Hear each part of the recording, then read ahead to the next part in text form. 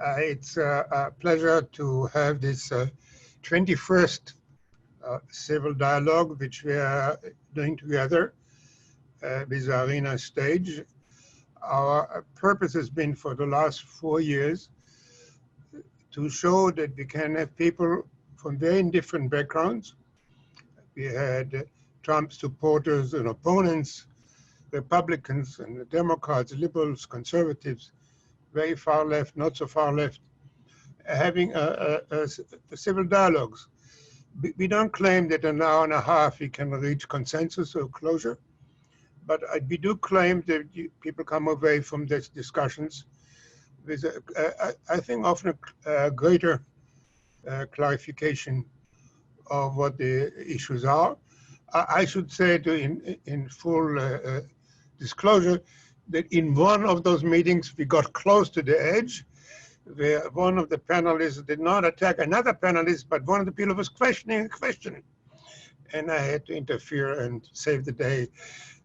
But I'm sure we're going to do fine today. Our tradition is not to introduce the panelists, but ask them to introduce themselves.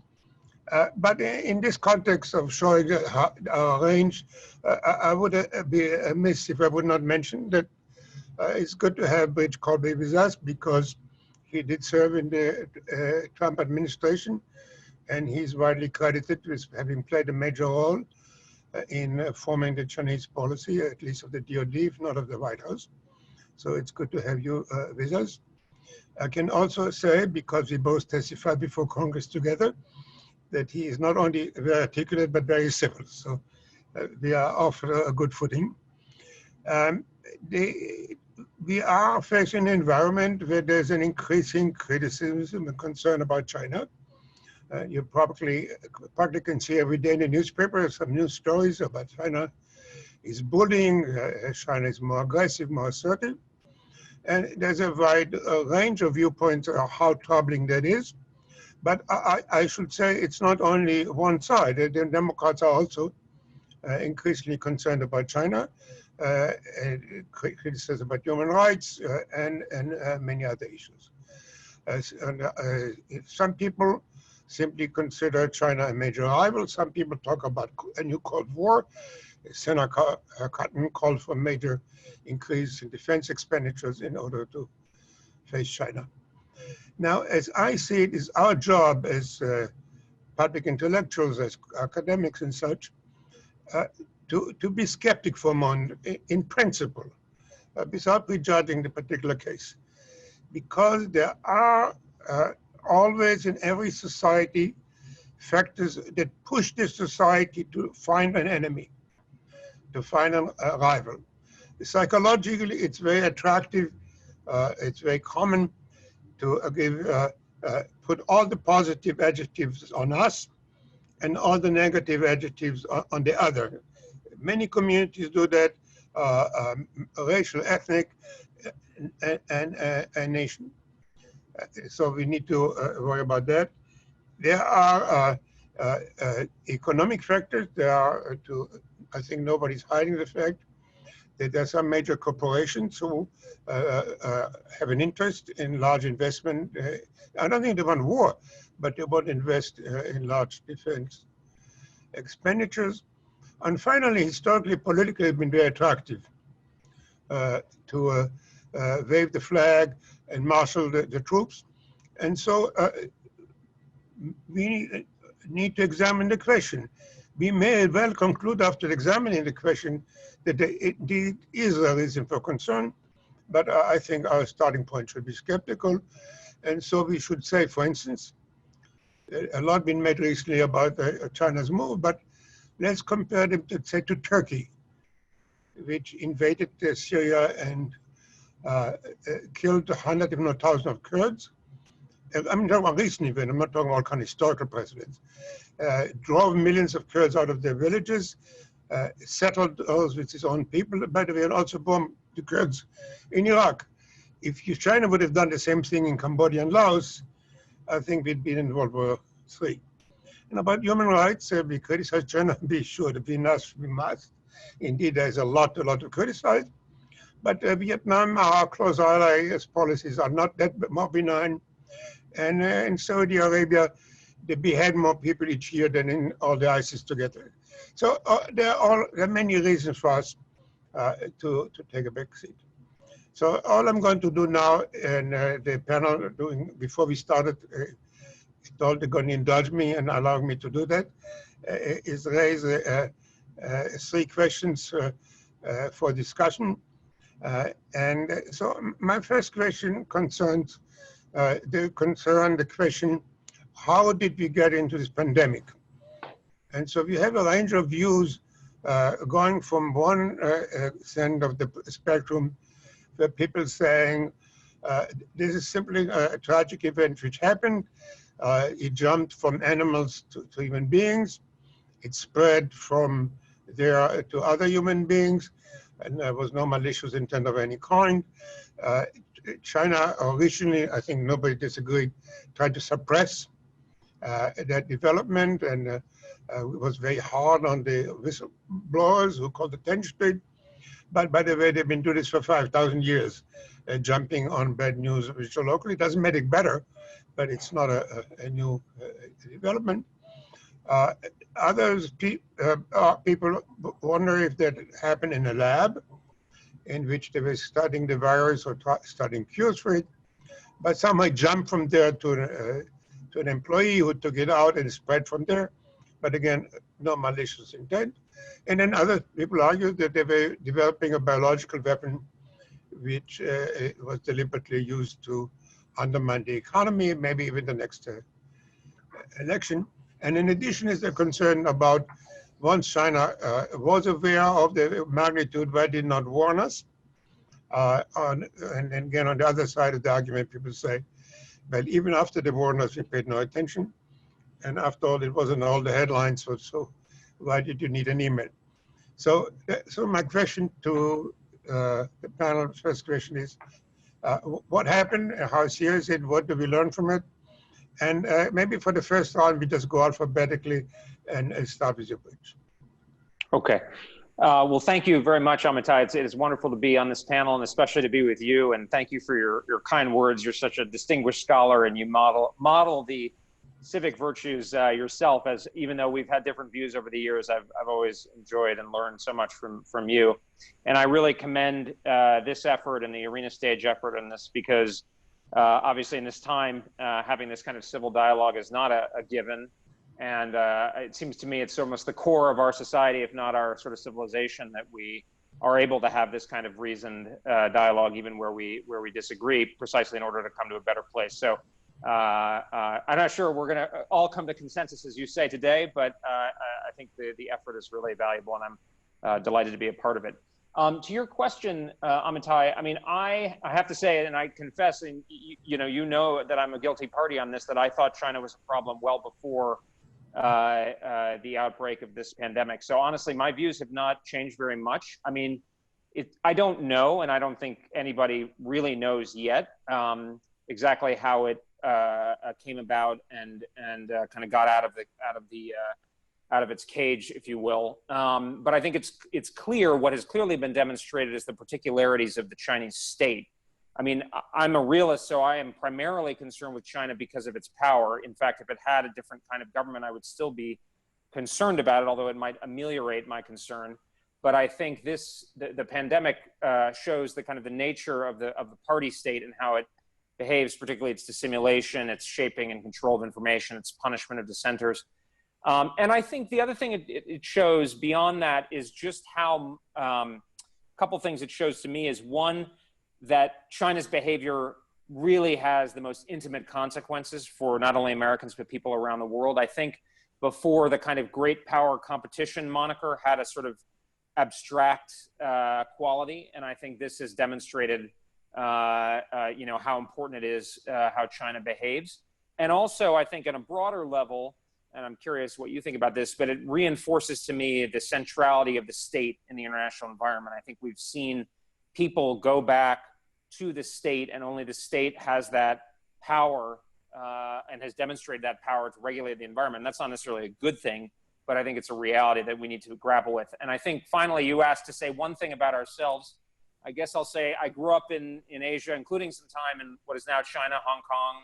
I was there for the handover and was born in Singapore. So even though I'm not a sinologist, I feel an affinity for the culture. So over for me. Rebeccah, it's over to you. Thank you so much. And I just want to echo some of what Bridge said. Thank you so much for putting this event together. I think it's critically important now. It's encouraging to me to even have this discussion. I'm always energized whenever I have an opportunity to debate and hear other ideas that differ with mine, and yet be able to, as iron sharpens iron, kind of test those ideas against one another. I think it's a fruitful thing to do, so I appreciate the opportunity to be able to contribute. And I would just say, I agree with Bridges' analysis of what I think the coronavirus pandemic that we're in now. I think that it does kind of lay bare to the extent that the Chinese Communist Party can affect other countries even outside its own borders. And I think I will say for my own self, I have not seen any data at all. I'll take this right off the table, that the coronavirus, this novel virus, coronavirus 19, was intentional, that it was a biological weapon. I haven't seen anybody with any degree of credibility make that charge.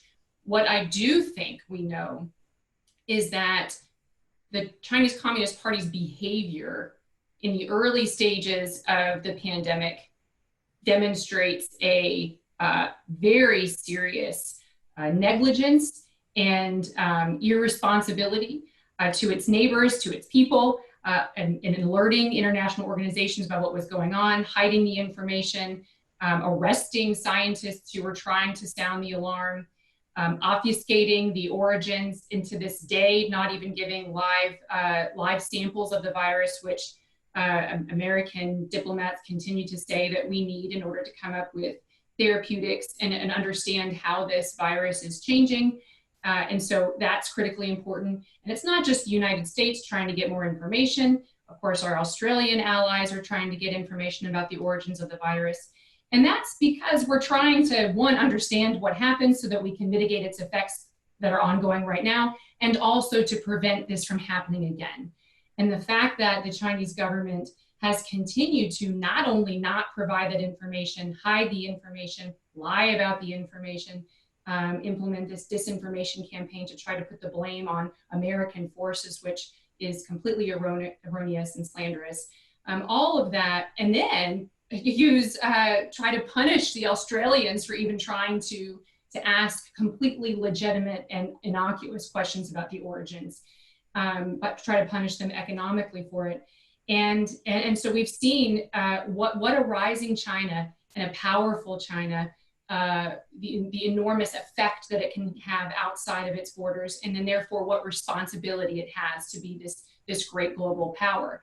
And so I put the blame squarely at the foot of the Chinese Communist Party for the effects and for how bad the virus has gotten globally, and think that the Trump administration is absolutely right to continue to pursue this and work with our allies to get to the origins of the pandemic, and why the Chinese Communist Party continues to lie about it and obfuscate and spread disinformation about its origins.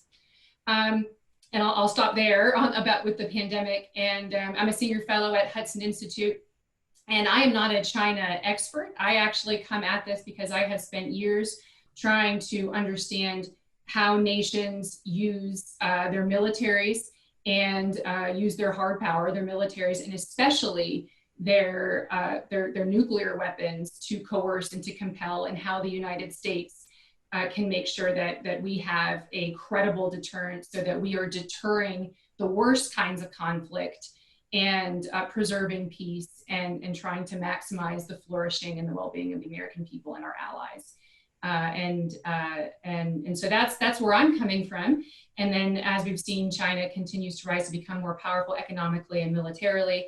It has become something of a priority for me to focus on. And so I have focused my work on both Russia, the Russian Federation, as well as the Chinese Communist Party. Professor Odell?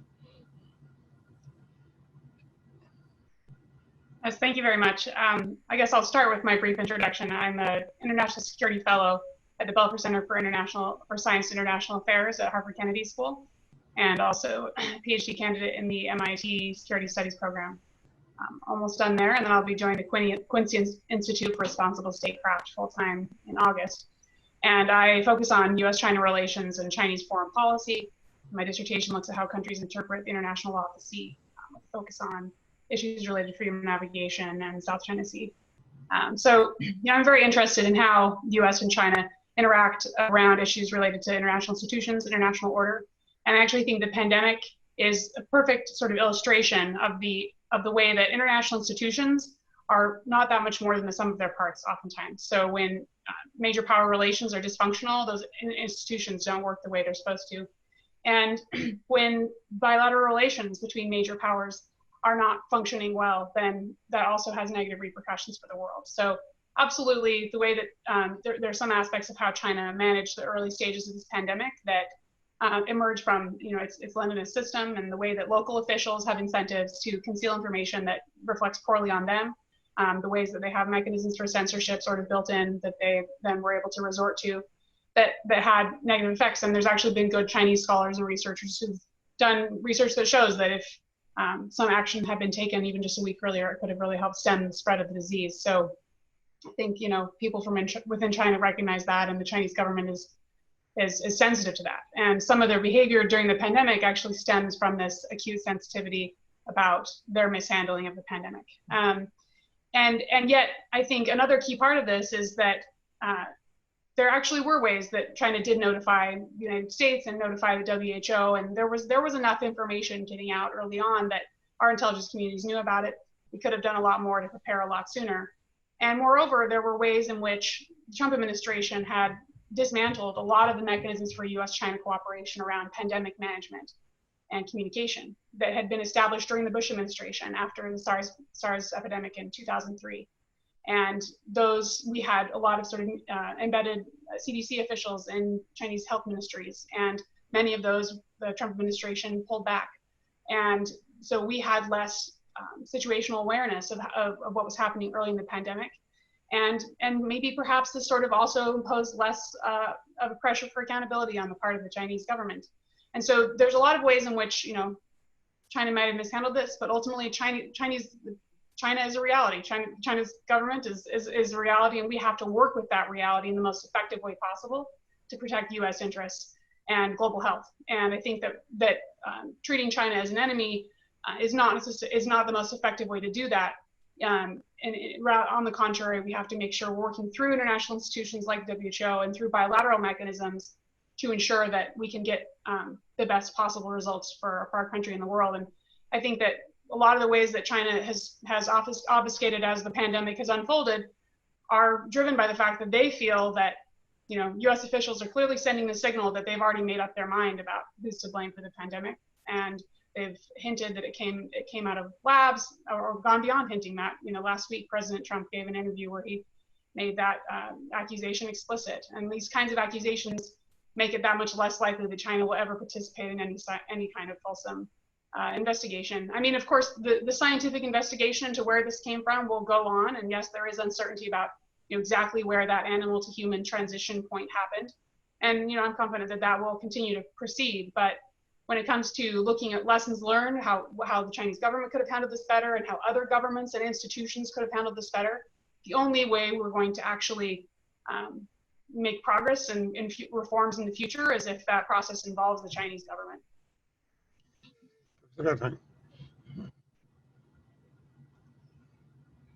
Steve, it's up to you. All right, thank you very much. I want to echo what everyone else has said, and thank you, Amitai, for hosting this great dialogue. All right, I'll get right to it. I will say I will also cop to not being a China expert by any stretch. Off the top, I'm a historian of U.S. foreign relations. I'm also a writer and analyst of U.S. foreign policy, and I suppose one reason why I'm here is that last year I co-founded the Quincy Institute for Responsible Statecraft, which I should say promotes ideas to move U.S. foreign policy away from endless war and toward vigorous diplomacy in the pursuit of international peace. So that gives you a flavor of where I stand. But of course, I speak only for myself. God forbid I implicate anybody else in my remarks. My basic view is that China, of course, bears some responsibility, as everybody else has said, for the outbreak of the coronavirus. But at the same time, we shouldn't blame China fundamentally for the pandemic. China's conduct is something to be upset about. As others have said, China was at a minimum too slow in sharing information with the world, with the WHO. We had officials covering up evidence. Chinese scientists actually did an amazing job of analyzing the genome, but the data was not released promptly enough. So there are plenty of issues here that are absolutely legitimate to be concerned about. But let's take stock of what's going on. The Trump administration has at various points implied that essentially China attacked us, with the Secretary of State, Mike Pompeo, saying at one point that, perhaps the coronavirus originated in a Chinese lab, seeming to be flirting with the idea that, China purposefully unleashed this virus onto the world. There's really not evidence of that I am aware of. And this is a really grave thing for the president and his top officials to be suggesting, and it seems to be geared toward, saying that we've had a national security crisis, an attack that has affected the American people worse than many other events in American foreign policy, and it's still going on, and it seems designed to make the American people think that China is really to blame for this fundamentally rather than an infectious disease. And I find the US government response to be, possibly less forgivable than China's. I mean, by the end of January, China had become much more transparent with international authorities. It was communicating. It's not perfect, but the United States was still downplaying the virus and leaving Americans vulnerable, as they still are vulnerable. I mean, who is responsible for the United States becoming the most infected country in the world? I don't think that's on China. I think that is on us. So the last thing we need is to scapegoat others for our own failures and leave the American people vulnerable to another pandemic. So what I worry about, and I think I worry about this sort of across the board with both the Trump administration and the tenor of US relations toward China, is that it's very easy for the US leadership to deflect and criticize and tear things down, harder to make Americans safer. So it'd be one thing if we were pressuring China to do better on this pandemic and do better in the future, and investing more in the WHO. The Trump administration instead has done the former, but announced that it wants to leave the WHO and is withholding funding for the WHO. That doesn't seem geared toward building the kind of cooperation that ultimately we should want in the future in order to make our people and the world more safe. And that's indeed the sort of larger concern that I have about the tenor of US relations toward China, that we have a lot of problems in our own society. We've seen that very vividly illustrated by the protests in the wake of the killing of George Floyd over the past several years. And I worry about an attempt to deflect against a foreign enemy without actually taking responsibility for the needs of the American people at home, even as there's obviously a whole range of issues, and everybody is absolutely right that China's rise throws up absolutely legitimate concerns across basically every issue you can imagine. It had been a wonderful first round, and really, I don't believe from all the panels we had there ever was a clearer difference of viewpoints, which is exactly what we're hoping for. I think the differences are quite clear. we used up half our time on the first question. So maybe on the second question, we can hurry a little along, leaving room for the third question. I'll be very brief. So I think there is very little, if any, difference of opinion that China is an authoritarian, or you wish, totalitarian government, and has become more so over the recent years, putting into re-education campaigns of people and so on, so on, so on, concentrating the power and such. But the question is, what should the United States do about that? And the viewpoint can range from what I call lecturing, using our moral voice, our moral outrage, to imposing sanctions to and beyond. And it can go to the question, what are we seeking? Change in behavior or change in the regime? Is that, what are we after? So if we could address it a little more quickly, then we can get to the third question. And why don't we start with you, Professor Odell, this time? Thank you. Yes. You know, I think there's two ways I would answer this question. The first one is, I think it's important to recognize that Chinese authoritarianism at home, which has been increasing in recent years, as you note, does not necessarily translate into foreign policy behavior abroad. Insofar as, you know, authoritarianism at home doesn't mean they're becoming more aggressive or threatening internationally. And in addition, China is not seeking to promote or export its authoritarian model around the world, perhaps along the lines that, you know, that maybe it did under Mao, or that the Soviet Union did during the Cold War. So that's an important sort of point to make, is that we can't necessarily draw a straight line from domestic actions to international actions. But we can talk more about those, I think, in the next question. But I think more to the heart of your question, you know, my basic view on this is that the most important way that we can, you know, take action, if you will, about Chinese authoritarianism is to make ourselves more credible leaders on this issue internationally, to make sure that at home that we are upholding human rights, and that we're not embracing authoritarianism, and that we're respecting the rule of law. And I think there's been a lot of ways in our history and in recent years where, you know, we have a lot of work to do on that, in the way that we treat immigrants, and especially with the mass detentions we have on the southern border, and in the way that our criminal justice and civil liberties for African Americans in our country are severely lacking and need major reform. And in, you know, things like the Muslim ban, where we didn't allow we don't allow immigration from 7 Muslim majority countries. So a lot of these kinds of things, even though maybe they're not equivalent perhaps to a lot of the things the Chinese are doing, the Chinese government's doing, they nonetheless minimize, they make us less credible on these issues internationally, and they harm our international leadership. Not to mention the fact that it's clear that President Trump doesn't place a high priority on these issues, and even green-lighted President Xi Jinping in building these concentration camps in Xinjiang, for example. So right now it's very hard for us to be credible leaders on these issues.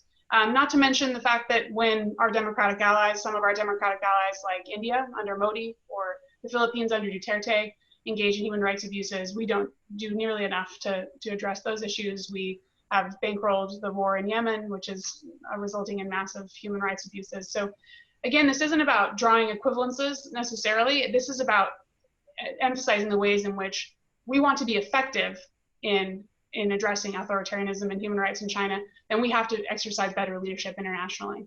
And in fact, if we instead treat things like Xinjiang and the treatment of Uyghurs and Hong Kong as part of a broader geopolitical competition with China and a Cold War of sorts, it actually undermines our messaging on these issues, because it seems that we don't really care about human rights and authoritarianism in China, because we're not being consistent in how we address these issues elsewhere in the world. We really just care about sticking it to the Chinese government. So I think that's the key issue. Of course, we need to stand up for our values and call out Chinese human rights abuses, but we need to make sure that we're being consistent in the way that we exercise leadership on this around the world and at home. Professor Heinrichs? Thank you so much. I would, a couple of things. I wanted to correct something from the last round real quick. Secretary Pompeo and President Trump have not even implied, or rather I would just say they have never explicitly said that they believe the Chinese Communist Party has intentionally unleashed the coronavirus, or that simply by inquiring or stating that we need to get to the bottom of its origins, including whether or not it originated in a lab, the implication is not that they have done it on purpose, or that it was a biological weapon. And I think it's important to make that distinction, because we care about what is true. And so it's true what US officials have said. And I think that the claims that they are making and that are asking about, it's critical to know exactly what it is that they're saying. And the point, of course, in getting to the bottom of that is that we want to prevent it again, and we need to understand how long the virus has been around and how it got started. And then I would just point out too that that the original, one of the scientists who originally rang the alarm bells. I really ask you, because then I'll have to start correcting you. Why don't you answer the question? What we should do about human rights? Okay. Well, I think it's related. I mean, I would just say that the reason that we're talking so much right now about the Chinese Communist Party's abuse of its own people is because the abuse of its own people, combined with its adversarial approach towards the United States, is significant, and its ability to carry out its national goals because of its massive economy and the military that it's building up when using its large economy. So it's the combination of the will of the regime and the ability for it to carry it out. And that's why we're so concerned about it. The United States of America can't do everything. I think that's something that the Quincy Institute, I think, understands and embraces as well. So we need to be prudent in how the United States approaches various threats to the United States, the American people, and in solving the world's problems. We're not here to solve the world's problems. We're here to make sure that the United States of America is safe and prosperous. And to the extent that we can lift up others in the process, we're going to do it. But that's certainly not our priority, is to go out and reform other regimes. When it comes to the Uyghurs in particular, the Trump administration has executed sanctions against those individuals within the Chinese Communist Party directly related to the Uyghur treatment clear back into 2019. So regardless of what's in the news right now, if you look at what's actually happened, this administration has carried out sanctions against those responsible. And the reason for that is not just out of this pure sense of altruism, it's because we are demonstrating and trying to implement change as it affects the United States of America. As clearly stated in the White House document it released, I believe, last month, in explaining our approach to the Chinese Communist Party, is that it is actually, the Chinese Communist Party is actually taking on a campaign to compel ideological conformity. And it's not just within its own borders of this massive police state in compelling no religious freedom, no expression of belief, no freedom of press. In fact, they're still censoring academic research, medical research related to coronavirus, even inside its own country. All of that is being exported outside. You can see the control it has over American universities, over the NBA, we can see it going on in Australia and other countries that have strong economies and trade that have been going on with the CCP. So it's the combination of what the regime is like domestically and how it's interacting and using its economy and its military to threaten and compel and violate the sovereignty of its neighbors and the United States' sovereignty as well. Thank you. Please, Steve. Okay, thank you. I mean, there may be some points of agreement that I'm hearing among us, which is that the United States should not be in the business of regime change, which it got into in the previous decade in trying to transform authoritarian countries in the Middle East. And that produced an era of endless war, you might say, and a lot of wars that are still going on in the greater Middle East.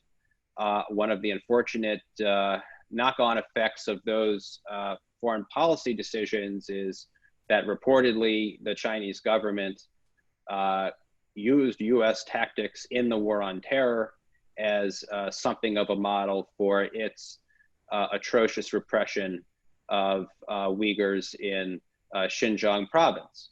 And I think that should give us pause as we think about, what is the place of the United States in, trying, whether it's lecturing or sanctioning or anything else, when it comes to these sorts of issues.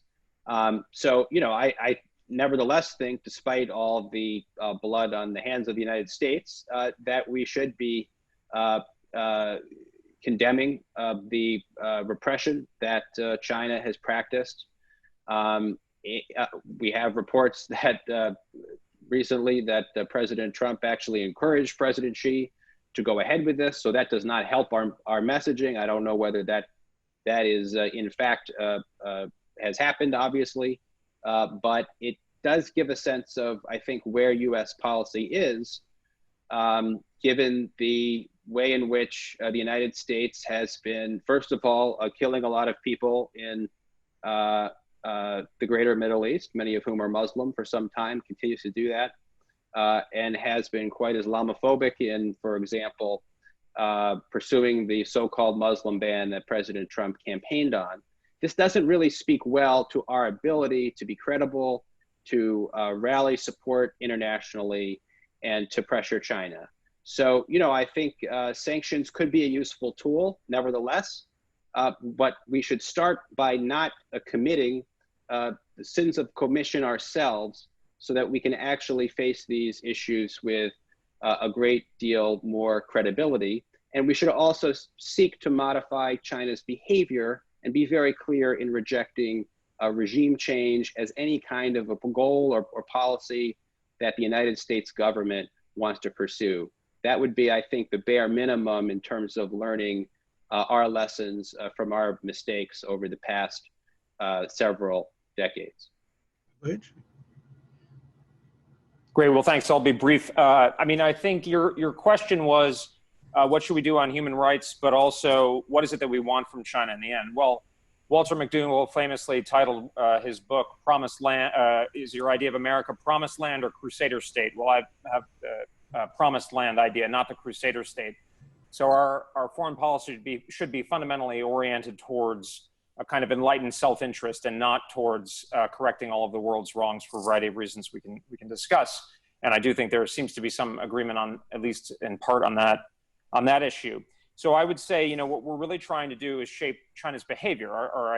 We're not going to try to change the government in Beijing by force or coercion. And frankly, I don't think that would solve all of our problems. It might, as I said, ameliorate them, but it wouldn't solve them. What we need to do is effectively lead, but certainly assemble a cohesive coalition of states that are sufficiently strong from preventing China from achieving its very clear aim, which is initially regional hegemony and then ultimately global preeminence. And I think they've been pretty clear about that under Xi Jinping. Actually, it's actually quite striking. They have not been hiding their capabilities anymore, as Deng Xiaoping admonished. So that's our kind of strategic goal. And I think from a strategic perspective, the human rights sort of file is particularly important in that it demonstrates to the countries of the region what unchecked Chinese power would look like. I think as Rebeccah has rightly averred to, the Chinese have used coercion not only against the United States, but against Canada, Australia, Vietnam, Taiwan, Japan, South Korea, and the Netherlands. The list goes on, you get the picture. And if they're willing to actually have concentration camps in the technical sense of the term, and re-education camps and surveillance system of mind-boggling sophistication and comprehensiveness, then other countries should be quite concerned. A small or medium-sized totalitarian state like North Korea may be a threat, but it's manageable. A China that was able to establish a commanding position in Asia that had this kind of sort of government structure is actually quite terrifying under these circumstances. But at the same time, I don't see the human rights issue only through a strategic lens. I think we should try to certainly draw attention, but also help where we can. I'm not one of these Republicans who's always lauding President Reagan. I think he was a successful president, but I don't agree with him on everything, which will probably get kicked out of the party. Rebeccah, don't tell on me. But I think his approach towards human rights in the Soviet Union is actually a pretty good model that I think Secretary Schultz advocated for instance, in the Pentecostal system. We should try to ameliorate, if we can, the situation of the Uyghurs, the Tibetans, Christians, and other Falun Gong and other minorities in China. but conscious of the limits of our ability to do so and the consequences of pushing too hard. Oh, wow, this has been another excellent round. And I have a lot of blue marks on my lips trying to stop me from enjoying the conversation. I would surely take the position that we should promote human rights with peaceful means, but that's not my job today. So let's get to the last question. And we have about 16 minutes to dispose of it. And in all seriousness, there are very serious differences as to, for those who are concerned about China, as to what kind of threat they think China poses. For some, China is seeking to spread its influence over its region and trying to have a stronger voice among nations on its borders, in part because it feels that the United States putting military bases all around it. So that's a kind of on the more mild end of the spectrum. Others feel that China is on its way to become a global superpower. Its economy is growing rapidly. Its military power is growing rapidly. And the United States left somewhat of a vacuum.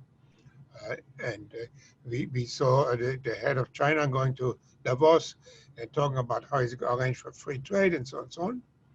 And finally, there are those who think that it's not simply a question of rivalry who's going to be the superpower, but that China poses a direct threat to United States, existential threat.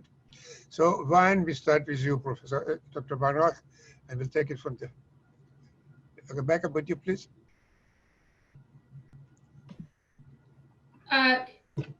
Yeah, I mean, I would say that the concern is that that the Chinese Communist Party actually do exactly what it says it wants to do, which of course is to lead the world, replace the United States as the global preeminent power, and then with that, I think we should look to see, well, what kind of world would that be? And it's no secret. We've seen what it can be like during the pandemic, but even before that, at heart, the Chinese Communist Party is not a liberal democratic regime in the form of the United States and Australia and Canada and all these other countries. It rejects many of the things that we believe are right and good and necessary for global commerce and peace. It does not recognize the sovereignty of our allies. You've seen how it treats Japan, how it's militarizing these islands, how it's treating international waters, how it's using its military and designing its military specifically to invest in particular technologies to push the United States out past the first island chain and even threatening the second island chain. It uses it, so you can see already what they intend to do. They've been bullying Vietnam, going into the Vietnamese EEZ, clearly mistreating Taiwan and threatening Taiwan with military force as well. But then that's the hard power part of it, which is the part that I'm concerned with, because really that's the backbone of everything else that China has been able to brazenly do.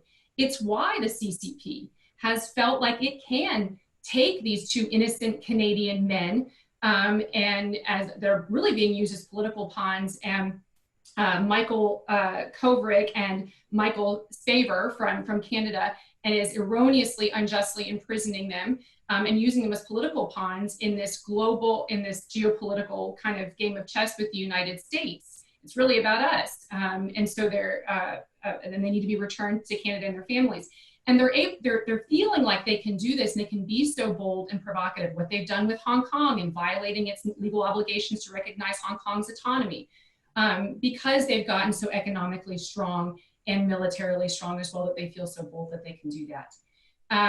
And so, yes, so it poses a direct threat to the United States, our ability to make good on our alliance obligations in the Indo-Pacific region and abroad, and threatening our allies more broadly. And so the goal is now, again, we want peace. I'm trying to deter conflict.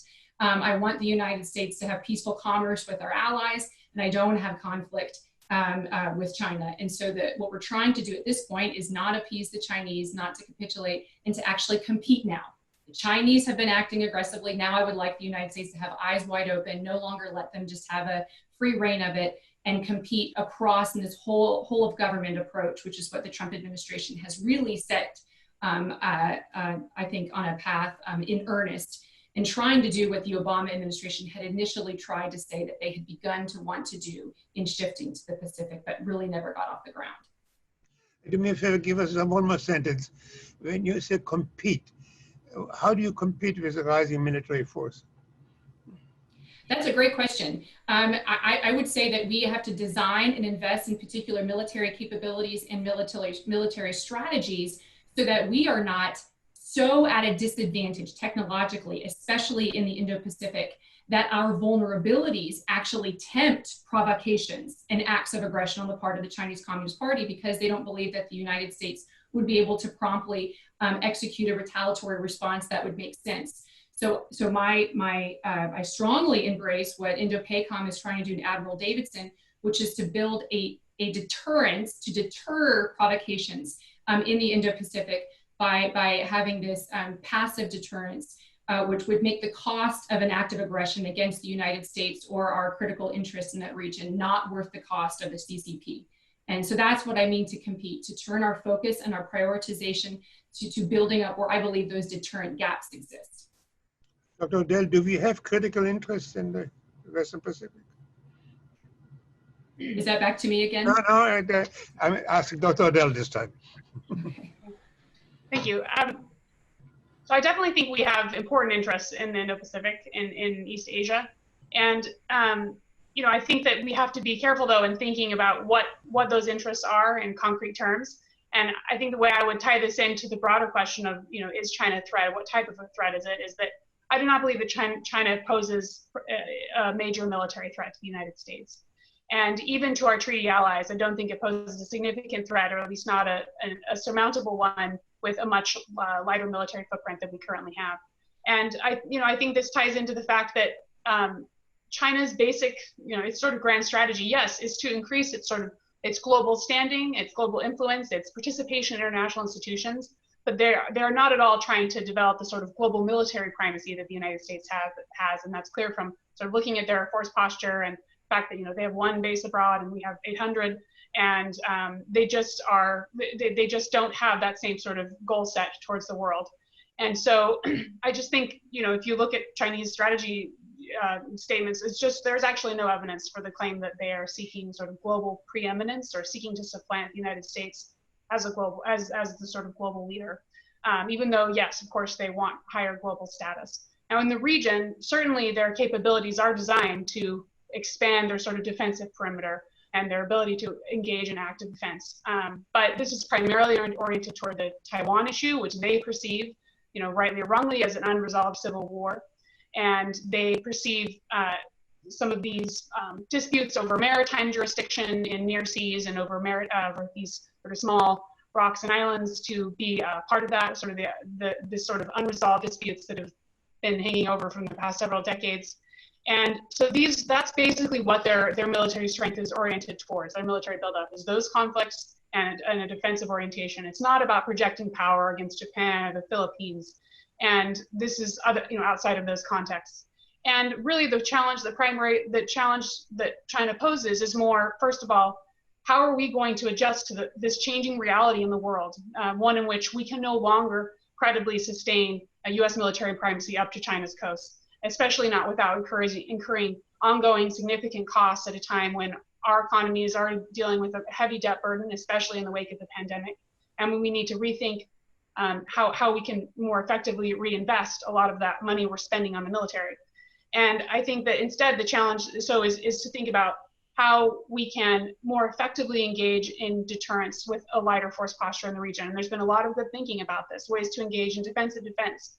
And I think that there's probably some ways in which some of us on this call would agree about the need to engage in mutual denial, use some of the same strategies the Chinese have used in sort of trying to expand their defensive perimeters, and encourage our allies to adopt those same types of technologies. I think where we might disagree is that I think that our allies need to do more in leading out in that effort, and that the United States doesn't need to be the ones that are we're the ones conducting that kind of mutual denial through a heavy forward presence.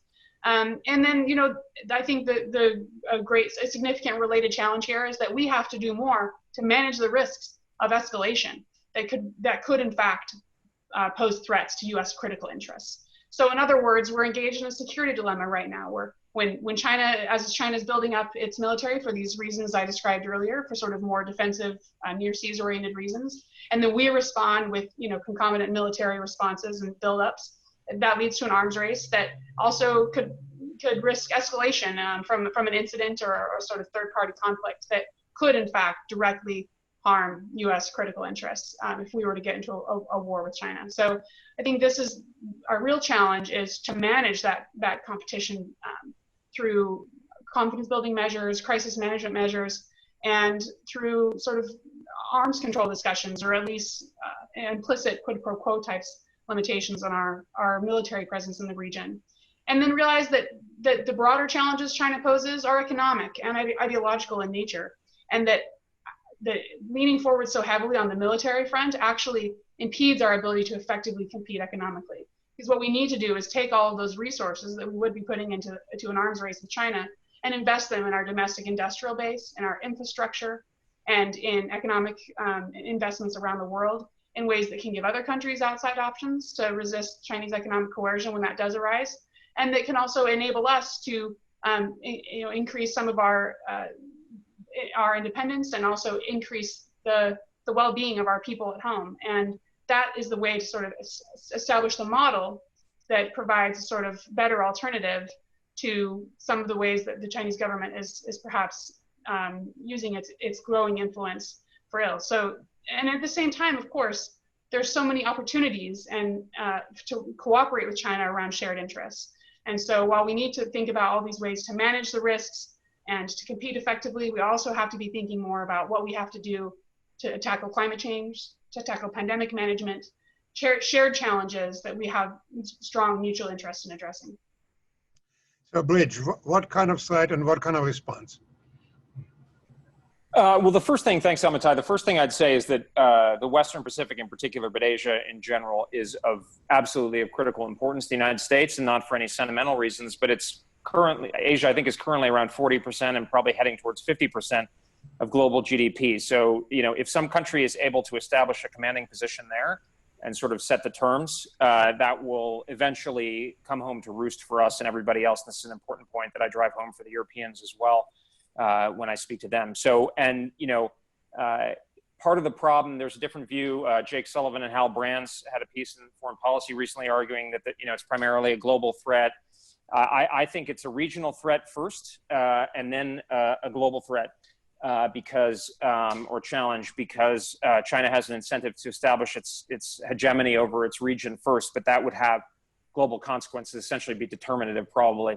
I have a very different view from Dr. Odell. I mean, I think, and in fact,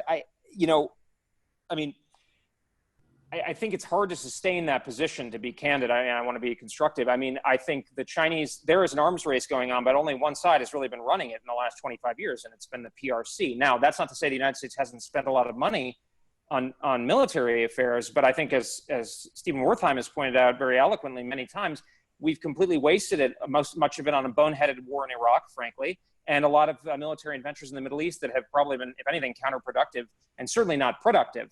But, the Chinese have now developed a military that's well beyond what you need for a Taiwan scenario that is suited for power projection. And the way we I'm sorry, I lost you. Can we get you back, Bridge? Oh, I'm sorry. My Wi-Fi seems to be. When did you lose me? I apologize. 2 sentences ago. Oh, okay. I think the debate not in Washington, but also in the region, in the Asia Pacific, in the Indo-Pacific, is increasingly whether, in fact, I think my view is in some sense almost a little bit more sanguine, which is that China is a kind of realistic state actor that ultimately we can come to some kind of détente with once we've gone through a hardline period, where we make it clear that they can't use their military, economic, and other forms of power to coerce other countries on their way to regional hegemony.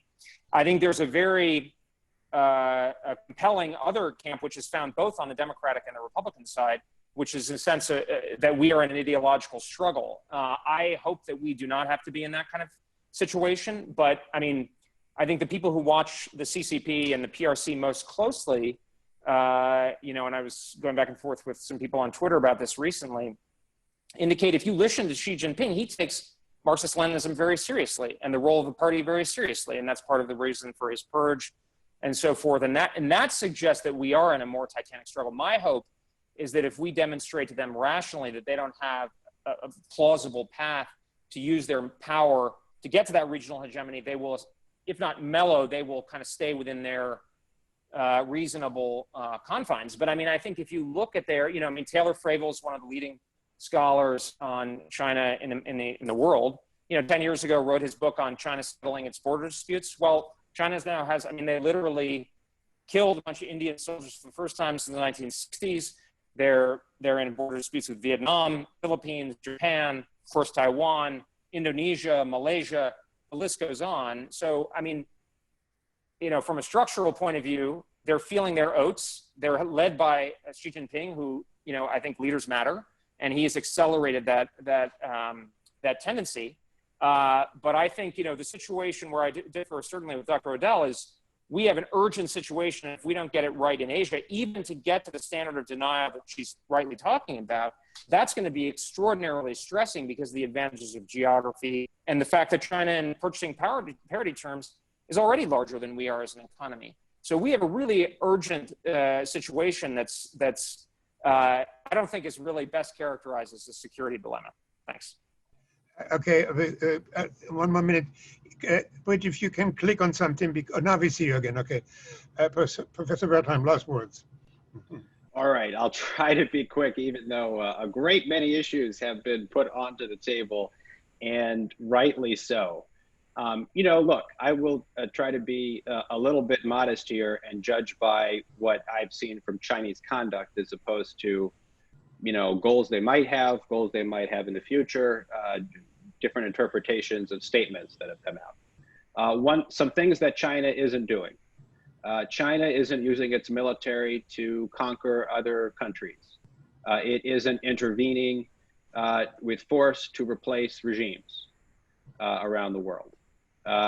China also, at least so far, has not displaced US military forces from their basic positions in the region, Japan, South Korea, and so on. Obviously, China has expanded its maritime influence in the South China Sea and the East China Sea.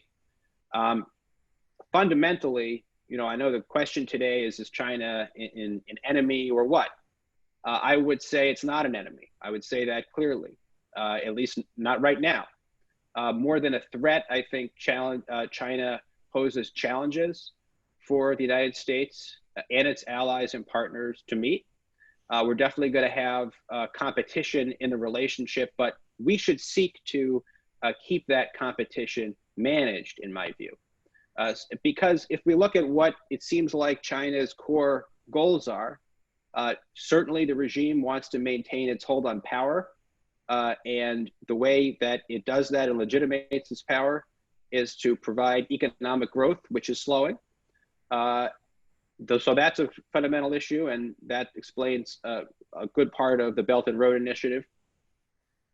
China also wants to provide for its own security as it defines it, which does create clashes with US positions.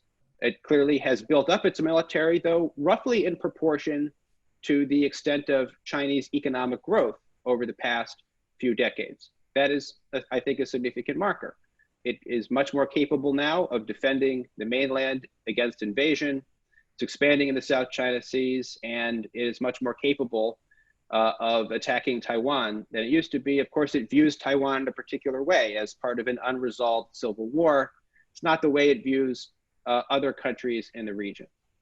And it is, you know, trying to be a regional power, certainly economically. It's the world's largest trading nation, and a power with influence generally in international society. And I do think, and maybe this is probably an area of agreement among all of us, its practice of economic coercion is a troubling practice that I think we and others need to do more. I don't see that as a military issue or one that requires a military response, but the sheer size of its economy does throw up these difficult issues that will continue to be difficult for us to adjust to in the future. But these goals fundamentally, to me, don't contradict too sharply with vital U.S. interests as I see them. At least they don't yet. And what I am concerned about, and we've heard a little bit about this today, if the U.S. foreign policy making class defines its goal as maintaining as much military dominance as possible, even as we all recognize that the unipolar moment has passed, then we will have a fundamental clash, because the sheer rise of China to power will cause a conflict between us. And at the end of the day, I do think we can and need to try to live in a world with an authoritarian China, even a powerful country. It will not be easy, to be sure, and we will not be good friends. I do not think we can inhabit an uninhabitable Earth. And so one of the biggest issues that we haven't talked about, but I want to inject it into the conversation before we move to Q&A, is, I think the American people have a very strong interest in seeing China no longer becoming the world's leading emitter of greenhouse gases. And the United States, for its part, needs to reduce its emissions as well and try to rally international cooperation and support to solve the climate crisis. The United States now emits less as a country than China does, but it has emissions per capita that are about twice as much as per capita emissions in China.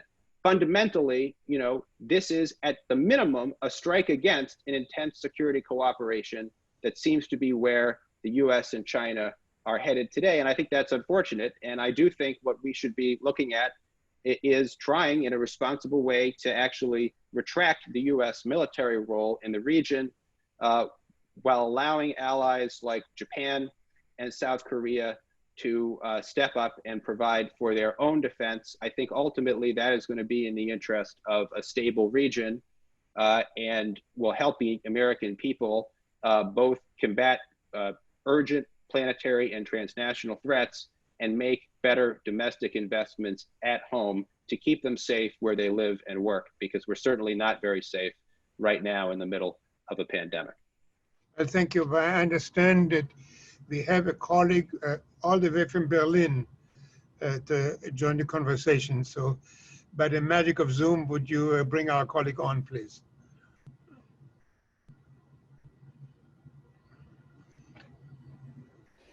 Please. Yes.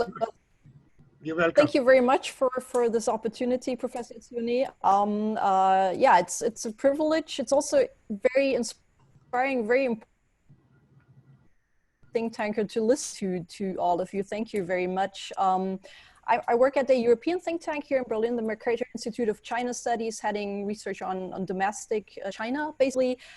And I would like to pick up two words which have been mentioned a couple of times. One is credibility, and the other is coalition, in the sense of an effort of the United States to assemble, I think that's the word Mr. Colby have used, and assemble a coalition of states to jointly, confront or work with China. And I would like to pose a question to all of you, something I've been thinking a lot about. How could, or if there is a possibility that the United States and Europe could kind of converge more again on their China policies, because I do believe that's fundamental indeed to be able to deal with a rising state. And from a European point of view, we're kind of often sense we're stuck in between, the United States and China from a technological perspective, from an economic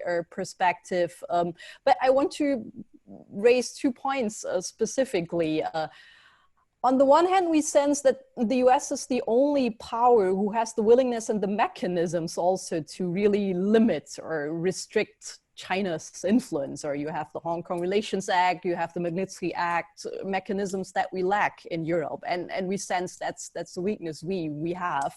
On the other hand, we also do sense that the United States lacks an action logic, which we in Europe would say it's more shape and engage. So also see China as a partner when it comes to global health policy or to global climate change, and also to address China not only as a state, but also to address the society, the Chinese, within our own countries, but also still trying to come up with, you know, formats and outreach efforts to address the Chinese, and not, this is something we struggle a lot when you look to the United States to, although it's understandable that you're worried about espionage and influence to block, you know, students en grand from participating into study courses. So my question really is, how much potential do you see, or what do you think has to change, maybe also on a European side, that we can make this coalition more fruitful again, or if we can see a kind of convergent in terms of the values and the principles we do share, I believe, across the Atlantic when it comes to face a rising China. Thank you very much. Thank you very much. Let me take 2 more questions, because a lot of people want to ask questions, and we go to run out of time. So let's have 2 more questions, please. All right, our next question will come from Gary Donato. Let's see. Gary, can I get you to raise your hand?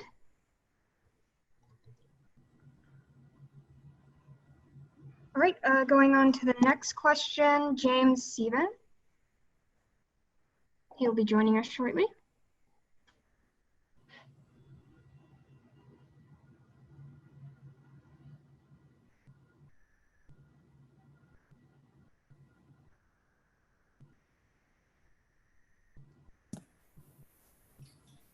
Hi there, James Stevens with the Stimson Center. Thank you all for this interesting discussion. I think if you're taking votes, I think the security dilemma is indeed the appropriate model, regardless of who's driving it. It is cyclical. If you look at what's happened with ASATs and hypersonics, the development of those new technologies and the development of the third offset strategy is all speaks to sort of the cyclical tit for tat nature of the arms race that's going on. But my question was, again, driven by some of the vocabulary I heard come up. Rebeccah, you made mention of compellence and the use of military force for purposes of compellence. And I know that there are instances where China has used its armed forces to apply pressure, but I think it's important that we also add specificity around some of these things. And so if you could provide some more detail on how China has used its armed forces in a practical sense to compel states to change their policies or take an action. 1 more question, please. Thank you. Did I interrupt you? No, sir. Thank you. 1 more question, please. All right, our next question will come from Paul Murphy. He will be joining us shortly.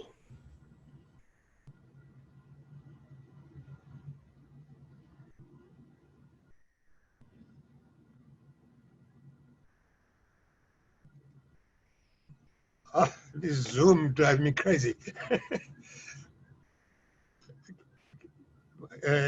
What do we have to do to get you on here? Can you hear me okay? All right, now, please. So no one's addressed the border dispute going on between India and China right now. And so I'd be curious as to your impressions of why that's happened now. Where do you see it ending up? And, you know, particularly from a China perspective, why they're picking this fight now? And from an India perspective, do you see that as an opportunity for the United States to draw closer with India? And is India looking to become closer with the United States, especially in light of the current situation? Thank you. Well, Rebeccah, since one of the questions was directed to you, why don't we start with you? I appreciate the question very much. And I was actually trying to be specific in the terms that I use because I didn't want to say merely to deter. So I was trying to differentiate between deterring particular action versus changing particular action or to threaten. So I would say pressure is probably more accurate than compellence. But I was thinking in particular of China actually trying to change the behavior of regional actors who understand particular parts of the region to be international waters, or that they claim sovereignty over particular elements, especially the islands. I'm thinking of Japan in particular.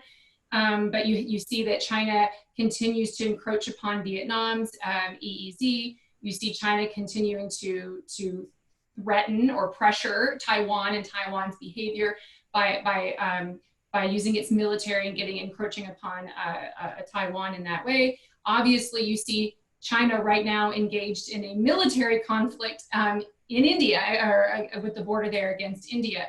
So you can see that China is using its military in such a way. And again, it's primarily the reason the United States is so concerned is because it's meant to deter the United States from intervening, or in the fact that a confrontation does become more larger spread militarily, that the United States doesn't come to the aid of one of our allies. And so to Bridget's point about it being an area in which it is the United States' interest because of our economic interests, I would argue that our security, our ability to make good on our security commitments is key to American security. And if the Chinese have the ability to invest in particular technologies, hypersonics, anti-space capabilities, cyber capabilities, they've got, 95% of their missiles that they possess would have violated the INF Treaty had they been party to it.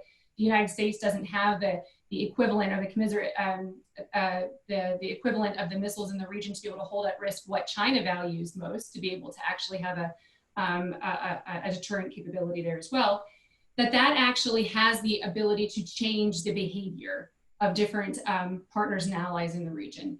And so perhaps it would be more accurate for me to use the word pressure, although I would say that it is the line there is fuzzy in terms of how it's actually using and threatening its military forces.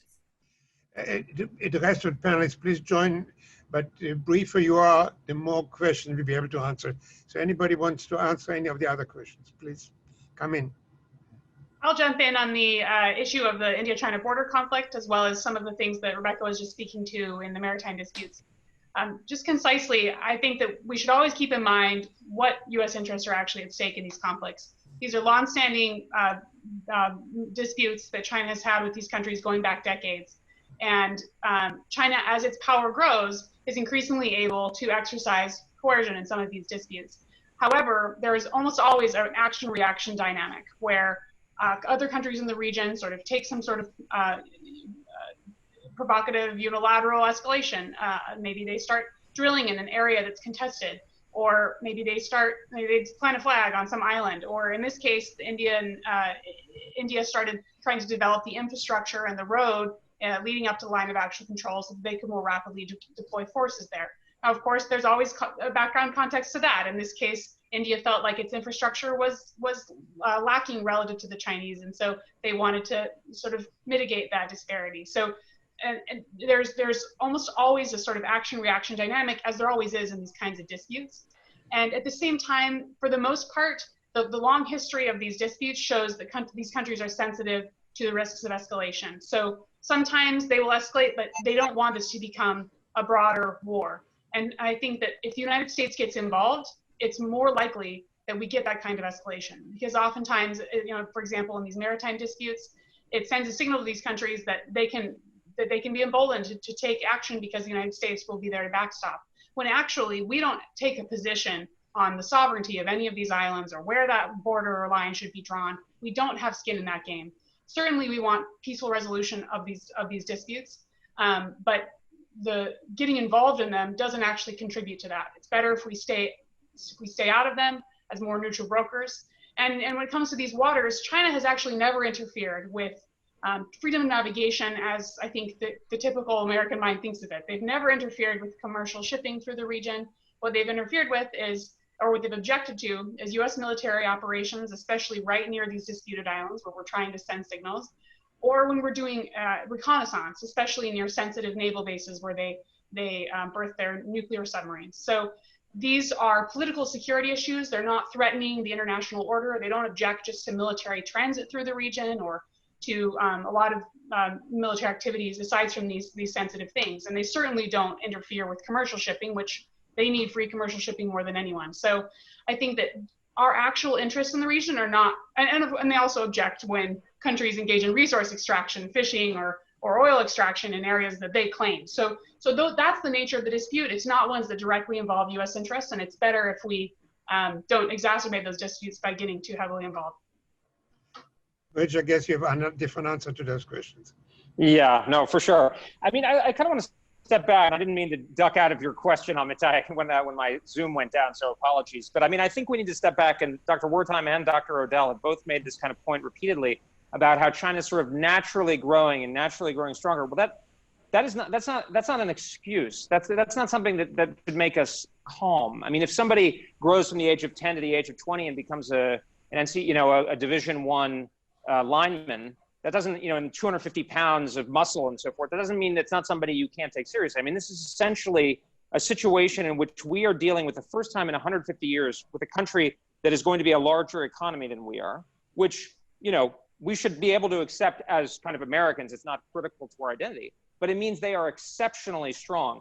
And I'm just struck by Dr. Odell and Dr. Wertheim, their confidence in exactly how the Chinese are going to be and exactly how they're going to continue to be restrained and so forth and so on. I mean, first of all, we see in front of our eyes that they are being more aggressive, and don't ask me, ask people in the region and beyond, frankly, how they're behaving, and they are perceived as being tremendously more assertive, aggressive, and Xi Jinping has been clear about this. But moreover, it's just kind of a basic human nature. The appetite grows with the eating. And even beyond that, even if you don't accept that point, where do we err on the side? I mean, they are very, very, very concerned about the security dilemma. The security dilemma is a valid point. But the alternative, I mean, Dr. Odell is basically telling us to not be in Southeast Asia, not to stand by our allies, as far as I can tell. Certainly not Taiwan. I mean, not to be uncharitable, but the glee with which some people want to throw countries like Taiwan and so forth under the bus is a bit striking. I mean, to be a bit provocative here. I mean, if you want to talk about human rights, a country that has demonstrated democracy and human rights, dealt with the COVID epidemic really well. I mean, these countries actually, the criticism of President Trump that I usually hear is that he's thrown our allies under the bus. I don't think that's fair, but I think that's the criticism I usually hear. And I'm just struck. I agree with a lot of their criticism. Dr. Wertheim has been emphasizing them more about mistakes in American foreign policy. I agree with some, not all of their criticisms of American society and how we behave. We are not perfect. But I mean, China is a country that is extraordinarily strong, that has already demonstrated a greater level of assertiveness and even aggressiveness, and to boot is led by a Marxist-Leninist party that actually has concentration camps. So I think we just need to really bear that in mind and think, okay, are we going to give them continue to give them the benefit of the doubt and essentially trust in their goodwill? Or are we going to take prophylactic and preventive measures to make sure that they respect other countries' interests? Now, to the specifics, this is where it gets in line important with the Europeans.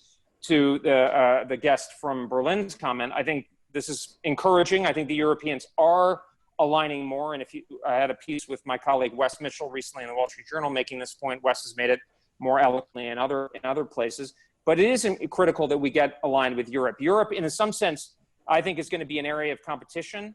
But I think the Europeans really need to look at the nature. This is where the human rights record is particularly important. I make this point repeatedly to the Germans in particular, that you cannot look the other way, as a European with that history at a country that does actually have concentration camps and re-education camps and the like, and not just hope for this kind of Bob Zoellick style trade and they will get better, which has clearly not happened. I mean, you have to be kind of willfully resistant to reality to continue to believe that that's inevitably going to come to pass.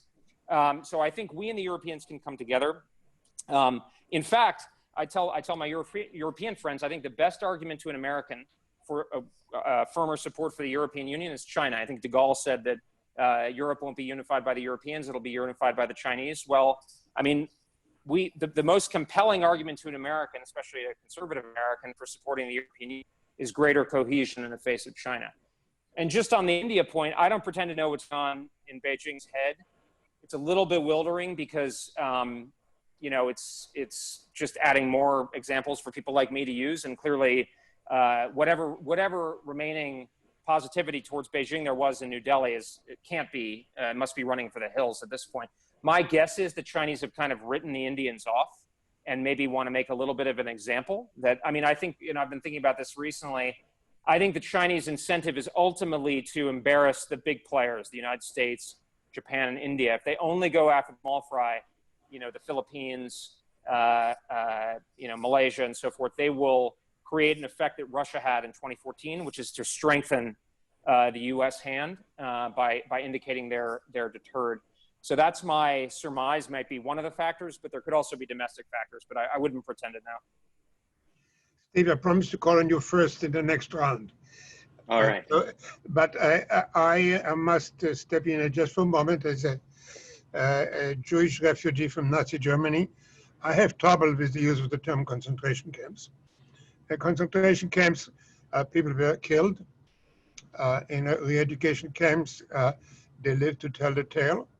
There is a difference. I think they're awful. They're condemnable. I think we should do everything we can to stop them. But I think we need to draw a line between the difference when the state systematically kills millions of people and the state puts them in whatever you want to call them, re-education camps and such. Amitai, may I? Because I think this is an important, sensitive issue, and I respect, obviously, your past enormously. I'm using them in the sense that, say, the British used them in the turn of the century, and in which they were used. I think there is a consistent usage. I think I would, and I don't want to get into a debate. I would not presume to get into a debate with you, but that to me is an elimination camp. But there are concentration camps where people are interned, and some of them are killed, as far as we know. So I don't think we should underestimate what's going on there. No, I definitely don't think we should underestimate.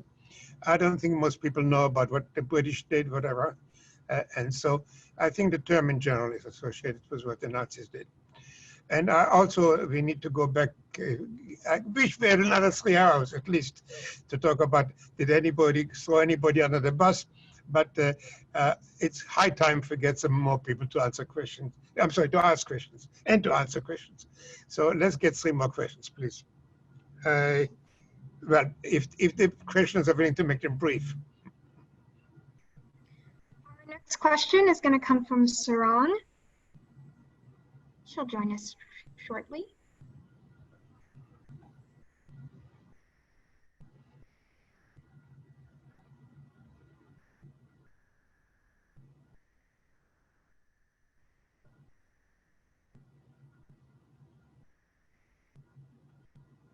Oh, hi. Can everybody hear me? Go ahead, please. Okay.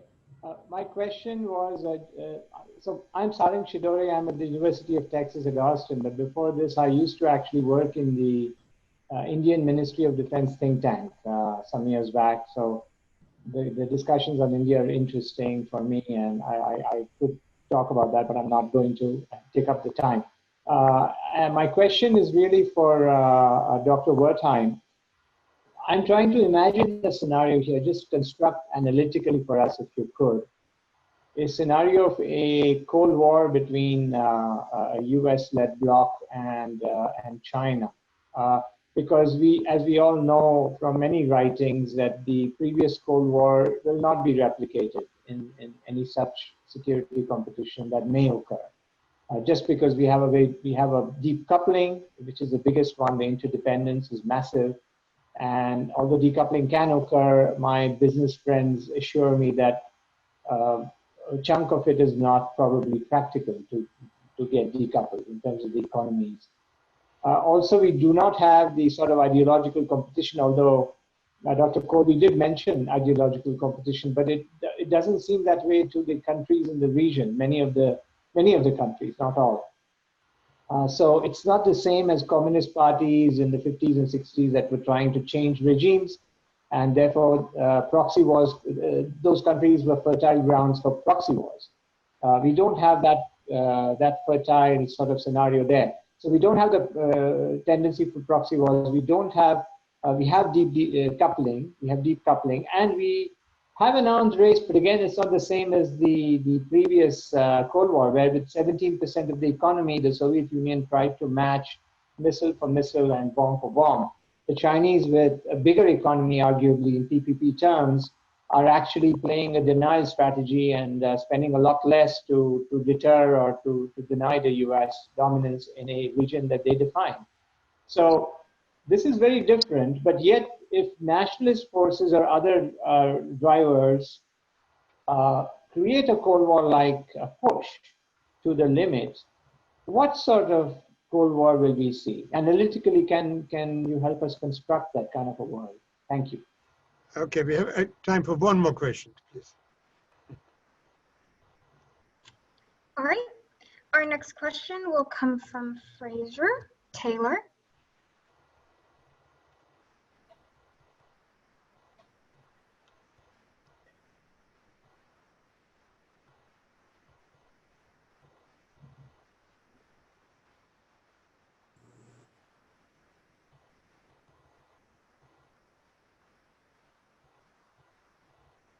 Fraser Taylor, can you hear us? Yes, I can hear you. Please go ahead and kindly be as brief as you can, please. My question's a very simple one. Would China benefit from a regime change in the United States? That's the question. Okay, Steve, your turn.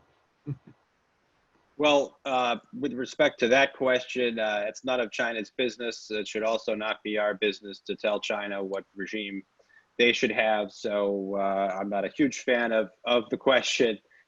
Maybe you mean in terms of the election upcoming, but I'm also going to leave that one aside. Look, I know we're running out of time, so just very, very quickly. When I warn of a Cold War, I certainly agree. I think I agree with everything the questioner said.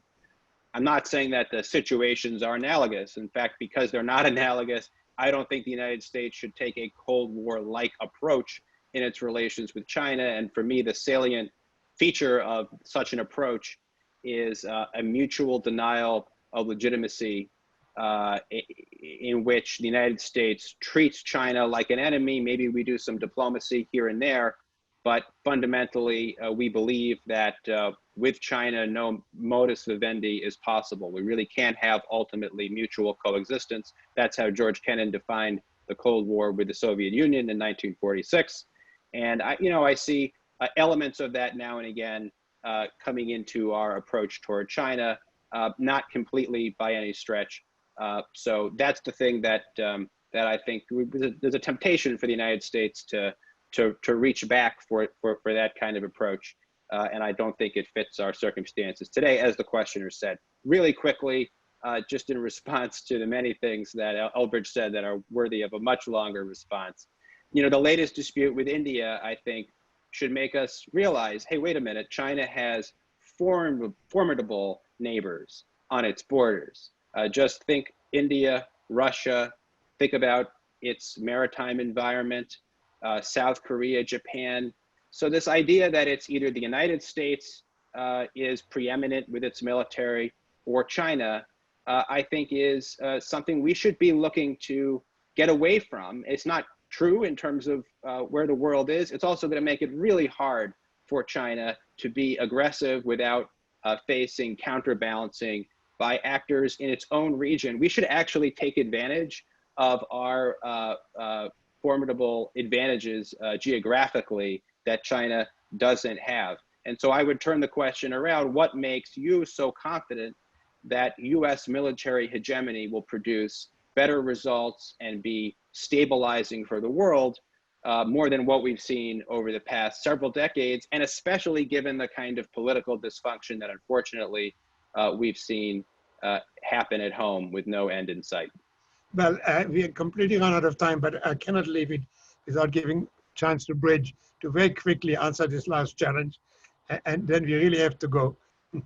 Sure, very briefly. First of all, you'll never hear me talk about the need for American military hegemony or hegemony of any kind. My view is that we need an anti-hegemonial coalition.